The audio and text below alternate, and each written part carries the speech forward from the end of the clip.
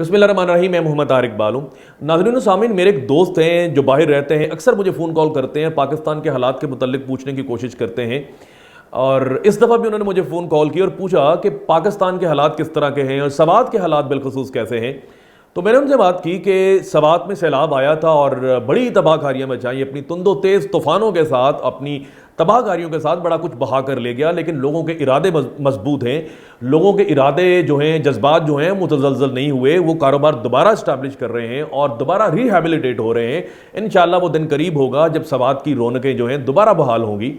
انہوں نے مجھے روکا اور ٹوکا اور کہا میں سیلاب کی بات نہیں کر رہا, میں بات کر رہا ہوں جو پچھلے دنوں کو دہشت گردی کے واقعات ہم نے سنے, کچھ پڑھے, سوشل میڈیا کے اوپر کچھ کلپس دیکھے اور پھر ایک بہت بڑا جرگہ دیکھا, ایک جلوس دیکھا, لوگوں کا اکٹھا ہونا دیکھا, لوگوں کی نعرے بازی دیکھی, پاکستان کے حق میں دیکھی, امن کے لیے دیکھی, اور دہشت گردی مرد آباد کے نعرے وہاں سے بلند ہوئے. تو ناظرین و سامعین, آج میرا ٹاپک یہی ہے کہ آپ یہ دیکھیں کہ اب سوات کی جب بات کی جائے تو سیلاب بڑا معاملہ دکھائی نہیں دیتا. بڑا معاملہ وہ دکھائی دیتا ہے جس کی وجہ سے پورے سوات کے جو لوگ ہیں, گرد و نواح کے جو لوگ ہیں, وہ پیدل چل کے ایک جگہ پہنچتے ہیں, اپنی گاڑیوں میں پہنچتے ہیں, ایک جگہ اکٹھے ہوتے ہیں. اور کہا جاتا ہے کہ سوات کی تاریخ میں اتنا بڑا جلسہ نہیں ہوا, اتنا بڑا جرگہ نہیں ہوا. لوگ اکٹھے ہوتے ہیں اور لوگ نعرہ بلند کرتے ہیں, دہشت گردی مرد آباد کے نعرے بلند کرتے ہیں, امن زندہ باد کی نعرے بلند کرتے ہیں, امن کی خواہش رکھتے ہیں, امن کے حق میں تقاریر کی جاتی ہیں, پاکستان زندہ باد کے نعرے بھی بلند کیے جاتے ہیں. یہ معاملہ کیا ہے, یہ کیوں ہو رہا ہے, اس کے پیچھے کیا محرکات ہیں؟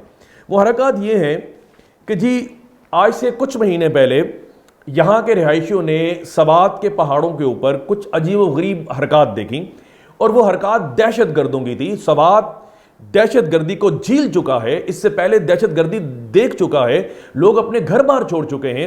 2007 اور 2009 ہم سب لوگوں کے سامنے ہیں, بالخصوص جو سوات کے لوگ ہیں. تو دوبارہ جب اس قسم کی ایکٹیویٹیز دیکھیں تو سوات کے لوگ اب ایکٹیو ہو چکے ہیں. ہوا یوں کہ کچھ دن پہلے ایک آدمی ہے جس کا نام ادریس خان ہے, اس کا دہشت گردوں نے مرڈر کیا, 2 پولیس والوں کا مرڈر کیا, 2 سیکورٹی گارڈز ان کا مرڈر کیا, ایک آدمی اور اس کا مرڈر ہوتا ہے.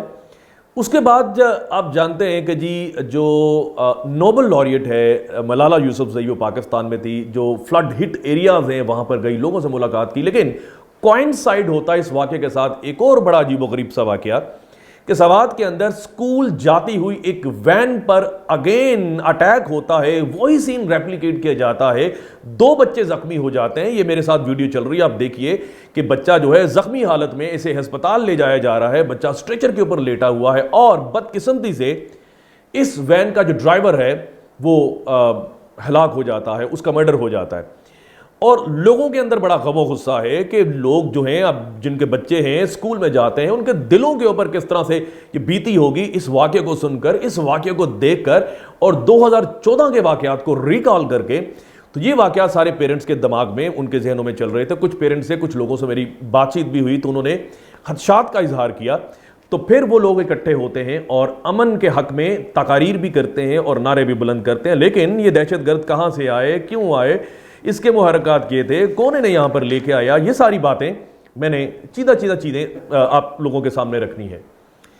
جو لوگ مختلف باتیں کر رہے ہیں ان سب لوگوں سے, جو سیکورٹی انالسٹ ہیں ان سے میں نے بات چیت کی اور کچھ جاننے کی کوشش کی. وہ ساری باتیں آپ لوگوں سے 2-4 منٹ میں آپ لوگوں کے سامنے رکھتا ہوں. ایک تو بات یہ ہے کہ افغانستان کے اندر جب افغان طالبان برسر اقتدار آتے ہیں یا کامیاب ہو جاتے ہیں یا فتح کے شادیانے بجاتے ہیں کہ تو یہ یہاں سے ایک انسینٹیو لیتے ہیں, ایک انکریجمنٹ کا پہلو نکلتا ہے کہ جی ہم بھی کچھ کر سکتے ہیں اور اپنی کارروائیاں جاری رکھ سکتے ہیں. تو ایک تو یہ ہے. دوسری وجہ یہ ہے کہ افغانستان کی جیلوں کے اندر کوئی تحریک طالبان پاکستان کے کوئی 4-5 ہزار لوگ موجود تھے.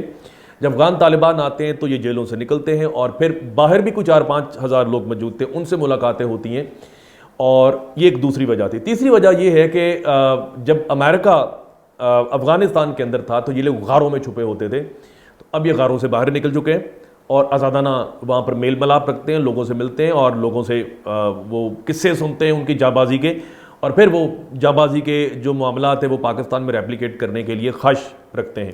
تیسری بات یہ ہے. اور پھر ایک اور بات یہ ہے کہ جب افغان طالبان برسر اقتدار آئے تو انہیں بے شمار جو امریکن ویپنز ہیں یا مال غنیمت کہہ لیں وہ انہیں ملتا ہے، اور کچھ چیزیں جو ہیں کچھ ویپنز جو ہیں وہ ان لوگوں کے حوالے بھی کر دیتے ہیں. تو اس طرح کے معاملات کافی سارے ہیں، لیکن میرے نزدیک ایک بڑا اہم معاملہ ہے اور وہ یہ ہے، آپ جانتے ہیں کہ 2007 اور 2009 میں پاکستانی آرمی نے سوات کے اندر آپریشن کیا.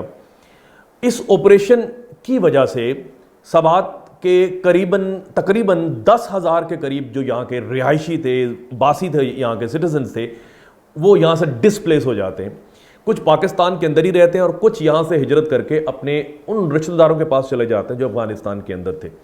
تو جب سوات کے اندر امن بحال ہوا، جب سوات کی روشنیاں بحال ہوئیں، تو وہ لوگ جب واپس آئے تو پاکستان نے انہیں مدد کی کہ دوبارہ اپنے گھروں میں واپس آئیں اور پاکستان کی سرزمین پر رہنا شروع کریں اور ریہیبلیٹیٹ ہو جائیں. ایک سب سے سٹرونگ یہ بات ہو سکتی ہے کہ یہ لوگ جو ہیں ان لوگوں کے ساتھ اس آڑ میں واپس آئے کہ وہ سوات کے اندر ریہیبلیٹیٹ ہو سکیں، تو وہ یہاں پر آ کر انہوں نے دوبارہ سے سکونت اختیار کی. اور پھر جو پاکستان کے اندر سلیپر سیل تھے، جو آج تک سلیپر سیل تھے، ان کو بھی موقع مل گیا، وہ اپنی بلوں سے باہر آئے اور ان لوگوں کے ساتھ انہوں نے گفت و شنید شروع کر دی، جس کی وجہ سے انہوں نے پہاڑوں پہ کچھ حرکات و سکنات شروع کر دیں. پھر ایک اور بڑی وجہ یہ ہے کہ پچھلے دور حکومت میں، عمران خان صاحب کے دور حکومت میں، افغان طالبان کے ساتھ مل کر ان کو ساتھ ٹیبل پر بیٹھا کر ٹی ٹی پی کے ساتھ مذاکرات سٹارٹ ہوئے، افغان طالبان کے توسط سے سٹارٹ ہوئے. تو ان کی شرط یہ تھی کہ جی ہم سیز فائر کرتے ہیں 1 مہینے کے لیے، آپ کی جیلوں میں ہمارے کوئی 110-20 لوگ ہیں، آپ وہ چھوڑ دیں. تو پاکستان نے ان کے وہ لوگ نہیں چھوڑے.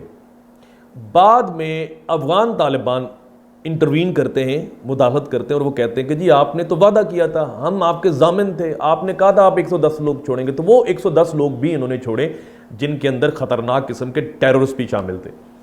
تو مجھے یہ لگتا ہے کہ یہ 2 ریزنز بڑی سٹرونگ قسم کی ریزنز ہیں کہ ایک تو جو ریہیبلیٹیشن ہوئی یہاں پر ان لوگوں میں یہ چھپ کے آئے، اور دوسرا مجھے یہ لگتا ہے یہ جو لوگ یہاں سے رہا کیے، تو پھر تیسرا وہ سلیپر سیلز بھی ایکٹیو ہو گئے. تو یہ ساری چیزیں مل ملا کر، لیکن پاکستانی آرمی مربوط انداز میں آپریشن کر رہی ہے. اور لیکن لوگوں کا کہنا یہ ہے کہ بھئی ہم سب سے بڑے سٹیک ہولڈرز ہیں، ہم نے یہاں پر قربانیاں دی، ہم نے اپنا گھر بار چھوڑا، ہم نے اپنے رشتہ دار چھوڑے، تو ہم سب سے بڑے سٹیک ہولڈر ہیں، ہمیں تو آپ اعتماد میں لیں، کیا ہونے جا رہا ہے. تو بھئی اس طرح کی کاروائیاں، اس طرح کی چیزیں دیکھی گئی ہیں، آبزرو کی گئی ہیں، واقعات بھی انفارچونیٹلی ہوئے ہیں. تو پاکستانی آرمی نظر رکھے ہوئے ہے اور انشاءاللہ ان لوگوں کا دوبارہ سے کلا کما کیا جائے گا. جس طرح سے پاکستانی آرمی نے ضرب عضب آپریشن کو لانچ کیا، اس سے پہلے سوات کے اندر آپ جانتے ہیں کہ آپریشن راہ نجات جو ہے اس کا آغاز کیا تھا، اور ان دیگر آپریشنز کی وجہ سے ان کو یہاں سے مار بھگایا تھا. لیکن افغانستان کے اندر اب یہ چلتے پھرتے ہیں اور آزادانہ گھومتے پھرتے ہیں. لیکن افغان طالبان سے بھی ہم نے بات کی ہے کہ آپ کی سرزمین پاکستان کے خلاف استعمال نہیں ہونی چاہیے، اور انہوں نے بھی اس چیز کو ہمیں بتایا ہے، پرومس کیا ہے کہ ان کی زمین پاکستان کے خلاف استعمال نہیں ہوگی. ایکٹیویٹیز چل رہی ہیں، ڈپلومیٹیکلی بھی افغان طالبان ہیں ان سے بات چیت چل رہی ہے، اور ان کے خلاف آپریشنز بھی جاری ہیں انشاءاللہ. اور ہم امید کرتے ہیں کہ جو پاکستانی آرمی ہے ان کا کلا کما کرے گی. وہ دن آئے گا جب سوات کی رونقیں دوبارہ سے بحال ہوں گی، یہاں پر دوبارہ سے ٹورسٹ ایکٹیویٹیز ہوگی، ہم سب لوگ جائیں گے اور سوات کی خوبصورتی کو انشاءاللہ ہم لوگ انجوائے کریں گے. اپنی اگلی ویڈیو کسی نئے ٹاپک کو لے کر، کسی نئی سوچ کو لے کر انشاءاللہ حاضر خدمت ہوں گا. اگر آپ لوگوں کی کچھ رائے ہے تو آپ دینا چاہتے ہیں، اس ویڈیو کے نیچے آپ رائے دے سکتے ہیں، میں انشاءاللہ آپ کے ساتھ ڈیبیٹ کے اندر شامل ہوں گا. اپنے گردنوا لوگوں کا خیال رکھیے. خدا حافظ.